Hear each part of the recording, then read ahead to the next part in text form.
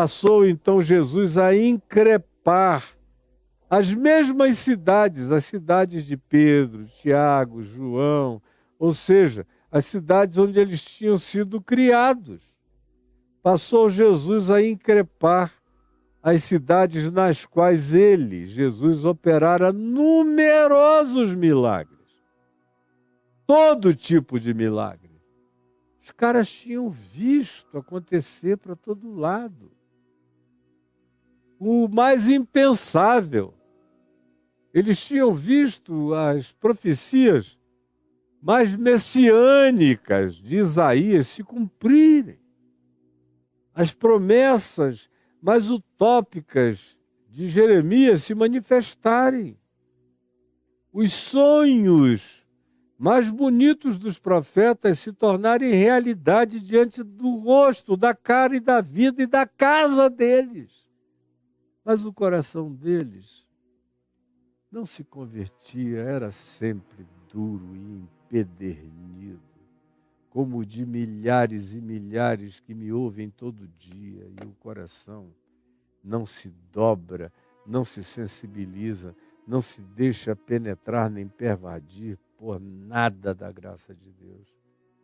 Passou a increpar as cidades nas quais operara numerosos, não foram poucos, milagres, pelo fato de não se terem arrependido, de que neles não tinha havido nenhum tipo de metanoia, ou seja, de mudança de mente. Eles continuaram dizendo, aqui aconteceram coisas extraordinárias, eu já vi milagres, vocês não podem nem imaginar o que eu já vi de milagres. Como eu vejo alguns pregadores por aí, eu já vi milagres. Minha filha, nesses 30 anos, eu já vi tanto milagre. Inclusive, uma mulher perder 20 quilos de peso na minha frente. Devia estar tomada de gás até não poder mais. Meu Deus. E manda ele repetir. Não, eu conheço essas histórias há pelo menos 50 anos, desde o tempo do Didi Ávila, lá, se não me engano, na Guatemala, até que depois veio tudo à tona. E quando vem à tona é sempre uma vergonha para a dissimulação proposta por esses indivíduos. E Jesus então diz no verso 21, ai de ti, Corazim, que era uma cidade ali do lado, onde ele tinha apóstolos que tinham crescido nesse lugar. Hoje você chega lá, você só vê pedaços de pedra. A arqueologia já desencavou algumas pedras, com desenhos romanos, alguns com desenhos gregos, mas nem mesmo as ruínas são grandes, são pequenas em Corazim. Ai de ti, Corazim! Ai de ti, Betsaida, a cidade onde Pedro, André tinham crescido, e alguns outros que tinham visto milagres aconteceram e naturalizaram a graça de Deus. Não tem nada mais horroroso do que quando alguém naturaliza a mensagem de Jesus, a presença de Jesus. É o que acontece de geração em geração. As pessoas às vezes começam até bem. Eu vejo elas terem um primeiro impacto do Evangelho, aí elas começam a conviver com crentes, com a congregação, começam a ouvir escândalos de pastores que pegam as menininhas, ou que gostam de garotinhos, que tascam a mão no dinheiro de maneira mais deslavada e impudica possível, e aí vão dizendo, vai ver que é assim mesmo, e quando não percebem, o coração já ficou empedrado e endurecido. E aí, minha gente, é difícil haver retorno. Como diz o escritor de Hebreus, no capítulo 6, do verso 1 ao verso 6, esse tipo de gente que naturalizou Jesus, que naturalizou a graça de Deus, que fez do Evangelho uma coisa que eles lidam como uma literatura. Hoje em dia tem gente aí naturalizando tudo. Jesus, por exemplo, morreu na cruz e foi morto pelos romanos a pedido dos judeus, foi torturado, sofreu, morreu uma morte ignominiosa, e o que sobrou daquilo?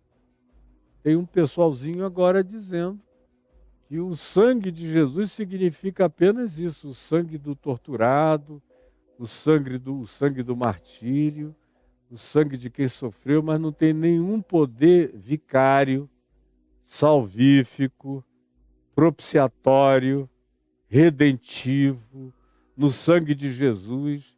E eu estou vendo uma garotada toda naturalizando isso até o dia em que vai entrar uma espada de 2 gumes no rabo dessa garotada. Vai sair pela boca, vão ser empalados pela verdade.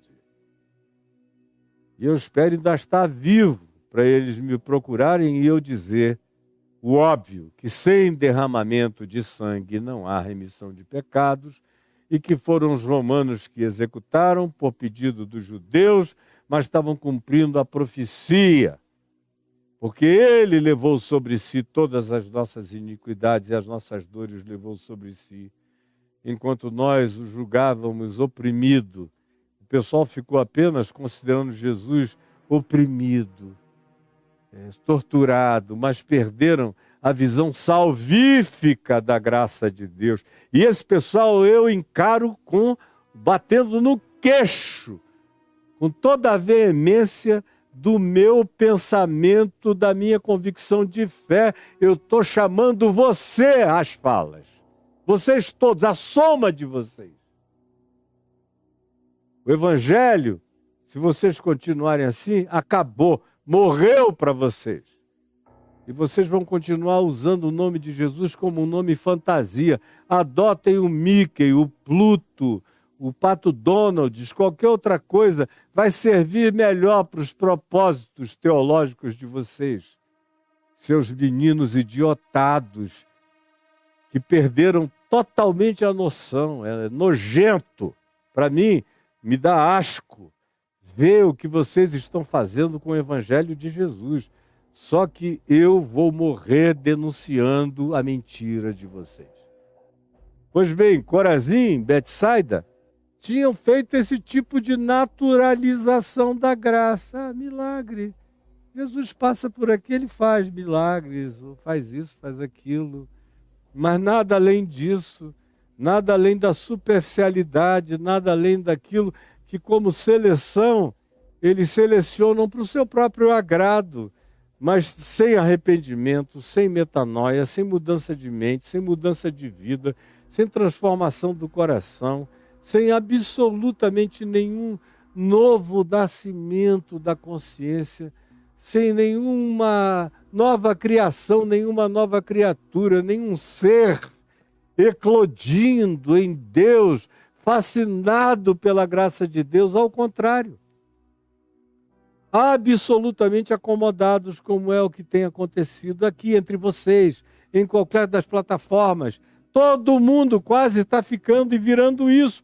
Até os que antes eram melhorzinhos estão ficando horrorosos. Mas não se esqueçam disso, ai de ti. Bota teu nome depois de Corazim. É contigo que você está falando. É contigo, Betsaida, que você está falando. Porque se em Tiro, lembra de Tiro ou não sabe nada de Tiro também? Lê lá no profeta Ezequiel, a alusão ao rei de Tiro, que acabou virando uma figura arquetípica de um Satanás poderoso, inconversível, um querubim da guarda poderoso, e que se encheu de tanto glamour pessoal, de tanto narcisismo, que disse, eu subirei e ficarei acima de Deus, como também diz o profeta Isaías, aludindo a coisa semelhante. Como o próprio rei Nabucodonosor encarnou, o rei de Tiro também foi uma figura que carregou esse estereótipo, porque ele se tornou esse arquétipo. Aí se compara Corazim e Betsaida, onde não tinha nenhuma figura historicamente eminente, de nenhuma grandeza perceptível, mas Jesus diz, olha, Corazim, Presta atenção, Betsaida, porque se o rei de Tiro, no auge da sua arrogância, que também era o dominador de Sidom, se essas duas cidades, sob esse domínio, que ficaram tomadas e surtadas por um surto megalomaníaco de grandeza, se tivessem no meio deles e no meio dessas cidades operado os milagres que eu fiz no meio de ti, que no meio de vós se fizeram. Você está me ouvindo, Corazinho? Você está me ouvindo, Betsaida? Com toda a tua teologia, você está me ouvindo? Com toda a tua pretensão de dizer, eu já vi muita coisa, já li bastante, sei de muita coisa. Pior para você. Pior para você. Ai de ti. Porque se em Tiro e em Sidom se tivessem operado os milagres que em vós se fizeram, há muito tempo, que Tiro e Sidom teriam se arrependido, teriam mudado a mente. O rei de Tiro teria se prostrado de joelhos. A cidade toda, que foi uma cidade glamourosa, gloriosa, hoje ela está no fundo do mar Mediterrâneo, mas a arqueologia subaquática tem achado registros extraordinários da grandeza da antiga Tiro, daquela população e da glória que eles tiveram um dia. Se no meio deles, se tivessem operado, ou por mim, ou por qualquer profeta que ali tivesse chegado, carregando a mensagem genuína de Deus, eu garanto a vocês que eles teriam se arrependido com pano de saco e cinza, botado a boca no pó, transformado a vida. Ai de ti, Corazim. Ai de ti, Betsaida. Ai de ti, crente. Ai de ti, teólogo. Ai de ti, pastorzinho. Ai de ti, milagreiro. Ai de ti, que naturalizaste o evangelho, te tornaste empedernido, empedrado, e que nada pervade ou penetra mais teu ser nem tua alma. Ai de ti! Não tem mais ninguém pregando isso, não é? Mas eu vou pregar até o fim da minha vida e vai ficar para os teus filhos e para os teus netos. Eles serão melhores que você. Eu garanto que os teus filhos e os teus netos serão melhores que você, com a graça de Deus. Ai de ti! Eles teriam, se tivessem tido a mesma chance, se arrependido, mudado completamente a mente, a atitude, o coração, o comportamento, a postura. E contudo, eu vos digo, Jesus prossegue, no dia do juízo, preste atenção, porque você tem que entender isso, a categoria e os critérios de juízo de Jesus não tem nada a ver com os do cristianismo, da igreja, da religião, da teologia ou de qualquer escatologia. E contudo, eu vos digo, no dia do juízo, haverá menos rigor para Tiro e Sidom do que para você, Corazim, Betsaida, Cafarnaum, essas cidades onde eu operei todos esses milagres e que naturalizaram a graça de Deus e transformaram a graça de Deus em bobagem, ou como diz o apóstolo Judas, irmão de Jesus, em libertinagem. Transformaram a graça do nosso Deus em libertinagem. É o que está acontecendo para todo lado. Será que vocês não enxergam, meu Deus? Ai de ti, que tristeza. E ele prossegue ainda no verso 23. Quanto a ti, tu, Cafarnaum, era onde ele morava, onde fez milagres de roldão, tu, Cafarnaum, que era onde Pedro estava morando, que foi na Galiléia onde tudo começou, onde Jesus colocou a base dele para residir, conhecia centenas de pessoas pelo nome, tinha entrado na intimidade deles, operado milagres extraordinários e trazido palavras. Foram eles que ouviram o chamado Sermão do Monte, mais do que qualquer outro grupo. Foi aos ouvidos deles que essa palavra chegou ali. Eram eles sentados na relva. Foram eles que comeram os pães dos milagres. Foram eles que viram tudo. Foram eles que ouviram a palavra da vida, da misericórdia, da transformação, da compaixão, da solidariedade, da esperança. Foram eles. Por isso é uma coisa que você precisa guardar para o resto da sua existência. Aquele que não sabe nada, ouça bem o que eu estou dizendo. Você está me vendo? Aquele que não sabe nada, está em muito melhor situação do que você que sabe alguma coisa. E pior ainda é você que acha que sabe muito. E tem alguns de vocês que souberam o bastante para se tornarem culpados de si mesmos pela dureza dos seus corações e pelo empedernimento dos seus espíritos.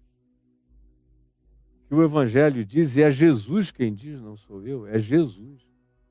E aquele a quem muito se dá, desse, muito se pede. Aquele a quem pouco se dá ou nada se dá, desse pouco se pede ou nada se pede. De modo que você que se jacta de saber, de conhecer, de ler, tem gente que eu chego por aí, a primeira coisa que o cara me pergunta é: você já viu o último livro teológico que saiu sobre o tema tal, tal, tal? Cara, eu deixei isso para trás há uns 45 anos. Eu fui vendo a pateticidade disso. Fui confiando infinitamente mais na minha pesquisa independente, na formulação dos meus pensamentos, do que na maioria dos teólogos que eu leio e vejo neles uns idiotas que habitaram uma bolha, morando no topo de uma torre de marfim, que não sabem absolutamente nada da vida. 99% deles são assim. Respeito nenhum por quem não bota a mão no ganzê, por quem não mete a mão no peito do leproso, não se suja com a chaga humana. Da minha parte, respeito nenhum. Pois bem, tu, Cafarnaum, elevar-te-ás, porventura, até o céu, só porque eu fiz milagres no meio de ti? Tu achas que isso te dá um poder de levitação, de ascensão espiritual, só porque eu morei aqui? Só porque vocês me viram entrar e sair, passar todo dia, vocês acham que isso carrega alguma prerrogativa salvífica especial, enquanto o coração de vocês continuava totalmente impermeável, duro, sem nenhuma emoção, sem nenhum carinho, sem nenhuma afetividade, sem nenhuma ternura, sem nenhum temor e tremor, sem nenhuma santidade, sem nenhum louvor, sem nenhuma adoração, sem nenhuma genuflexão, sem nenhuma gratidão? Vocês acham que basta o meu CEP ter um CEP de Cafarnaum que está tudo resolvido para vocês? Pois eu digo que não está. Pior para vocês. Vocês acham que por esse fato você já tem o céu garantido? Eu garanto que vocês não têm. Ai de ti, igreja, ai de ti, denominação evangélica, ai de ti, igreja católica, ai de ti, cristandade de todos os níveis.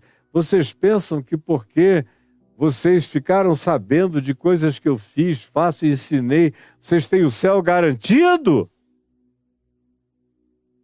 Ai de vós, por tamanho engano. Ah, vocês acham que o meu CEP garante celestialidade e moradas eternas para vocês? Acham que subirão até os céus? Eu vos afirmo, descerás até ao inferno. É brabo, não é? Jesus dizendo: você acha que por causa do que você imagina, das proximidades de informativas a meu respeito, vocês garantiram o céu? Eu garanto uma outra coisa a vocês: vocês vão descer até o inferno. Porque vocês receberam todas as oportunidades que ninguém teve, o coração de vocês se blindou como de ninguém, jamais. E ele prossegue dizendo: a ti, Cafarnaum da Silva, presta atenção aqui para mim, descerás ao inferno, porque se em Sodoma, olha a comparação, se em Sodoma, vocês vivem falando de Sodoma e de Gomorra, coitada de Sodoma e Gomorra. Sodoma e Gomorra, Jesus diz que vai se levantar no juízo e julgar a Betsaida, Corazim, Cafarnaum, batistas, presbiterianos, Assembleia de Deus, espíritas, católicos, ortodoxos, cristianismo em geral, vai ser julgado por Sodoma e Gomorra, porque Sodoma e Gomorra não sabia de nada. Soube muito pouco e o que soube nem entendeu. Agora vocês não têm desculpa. Porque nós somos julgados não é pela informação que tivemos, que pelo mero fato de nos ter sido trazida nos favorece. Essa informação só é favorecedora quando eu acolho, a abraço, a vivo e a pratico. Por isso Jesus disse que bem-aventurados são aqueles que ouvem a palavra do Evangelho e a praticam. O apóstolo Paulo, escrevendo aos Romanos, diz: pois o Evangelho foi dado para a obediência em fé, no meio de todo o mundo, no meio de todos os gentios, na terra inteira. Se não for assim, ele não chega como bem-aventurança, ele chega como juízo para o teu coração empedernido, e vá dormir com esse barulho. Cafarnaum, eu te digo, não é para o céu que tu estás andando, é para o inferno. Porque se em Sodoma, se tivessem operado os milagres que em ti eu fiz, que em ti se realizaram, Sodoma teria permanecido até o dia de hoje. A Sodoma antiga foi achada desencavada no noroeste do Mar Morto, na Jordânia. E quando eu puder viajar para aquela região, eu só vou voltar a viajar para lá quando Netanyahu sair do poder. Aquele homem malévolo, da guerra, do ódio. Eu não quero ter nada a ver com aquilo ali. Mas nem precisaria passar por Israel para ir lá, basta descer em Amã e descer até a beirada do Jordão, na Jordânia, onde eles acharam, arqueologicamente falando, Sodoma, com muralhas enormes, uma cidade imensa, 6 vezes maior do que a Jerusalém amuralhada contemporânea. Era uma mega cidade. Pois bem, eu digo a vocês de Cafarnaum, que se Sodoma tivesse visto, ouvido, tido a chance que vocês tiveram, ela teria permanecido até o dia de hoje, Jesus disse, nos dias dele.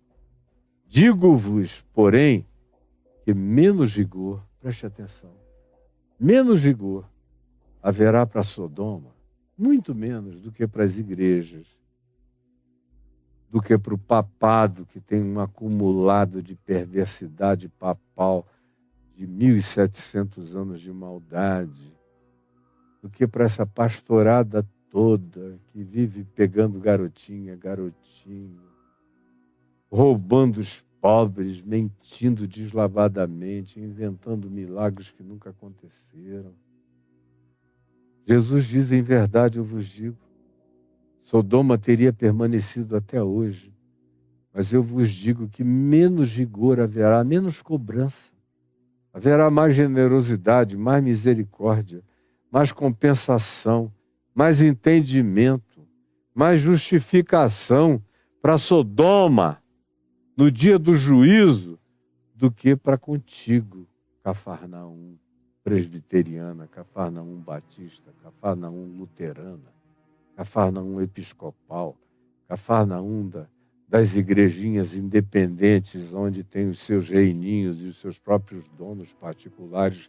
Ai de ti! E quanto a isso, que não haja nenhuma hesitação. E quem tem ouvidos para ouvir, ouça, porque essa palavra não voltará vazia. Você ouviu? Já era, mano. Não adianta. Não adianta dizer, eu ouvi, mas eu fiz tudo para não entender. Já era. Você já está, patolado. E agora, vá dormir com esse barulho.